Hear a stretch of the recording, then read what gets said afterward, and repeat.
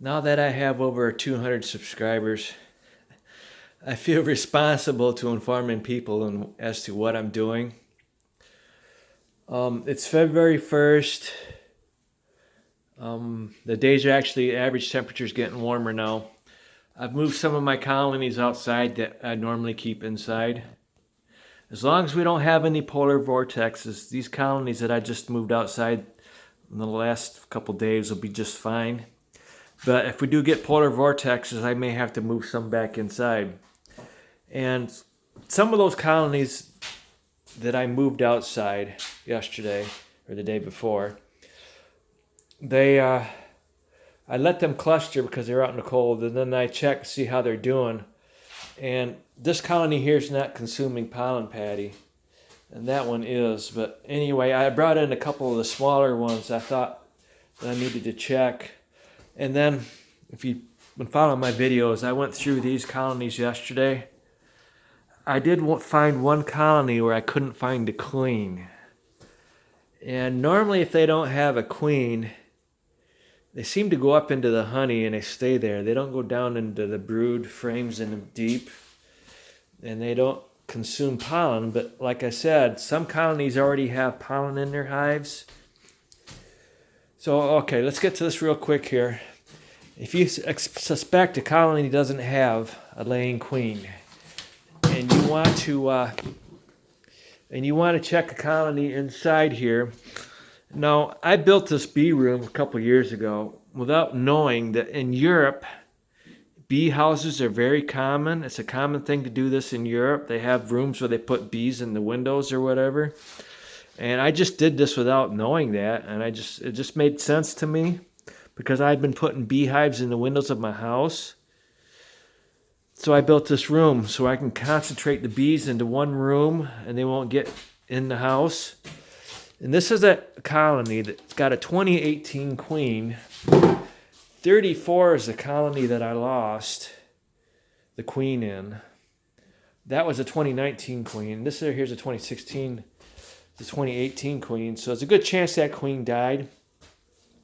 And what you do is you just you open it up. And you step aside and give them time to do whatever they're going to do. If they want to fly to the window and the door, let them fly to the window and the door. Look at all those bees there. Now, if you start shaking them off, you're going to end up with a lot of bees in the air, and you don't really want that right now. You want to look and see if there's a queen in here, and you don't want to disturb them as much as possible. You want to keep them calm. And what I can do now, as soon as I'm done with this video here, I'm going to start pulling out some frames, working on the side here where there's no bees, and set those aside. I'm going to go to the center. 99% of the time, the queen will be in the center of the cluster, regardless of whether she's laying or not. So I'm going to get to the center of this cluster, and I'm going to start pulling these frames out. And this one here that I couldn't find the queen in yesterday, I did take one frame, and I put them in a colony that needed some extra bees. And I checked that again, just to make sure there's no queen. But I'm going to check these again to make sure there's no queen in this colony. And then I'm going to start adding them. If I find a queen in here, which I'm assuming I'm not going to find a queen because they act like there's no queen. They're not taking any pollen. There's no pollen in the medium. This is all honey. If they were down below and they weren't taking pollen, then I could say, yeah, well, maybe they have pollen in their deep frames. But I'm going to say they don't have a queen. If I find a queen in number 12, and number 12 I opened about a month ago, and there was still a queen in there. If I find a queen in 12, I'm going to combine the two into one. And what you do, if you think you have too many bees, you go ahead, rather than using newspaper, I'm going to use this screen. I'm going to keep 16 above 12 with a screen so they can't get to that queen.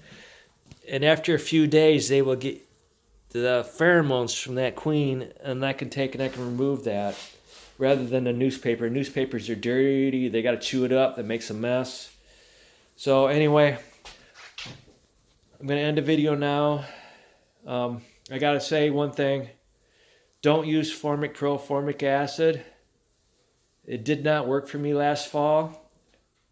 And I followed the directions and I've done it before, and it just did not kill the Varroa mites. This acylic acid I used last November killed the Varroa mites. There were a large number of dead Varroa mites in the bottom of the frame, or bottom of the bottom boards, and most of the colonies had clean bottom boards. So I know for a fact that the Formic Pro formic acid did not kill the Varroa mites. And I lost a lot of bees going into winter, so therefore I'm having to work harder to maintain my colonies. And hopefully next winter will be better, because I know acylic acid is better than Formic Pro formic acid. Okay, thank you.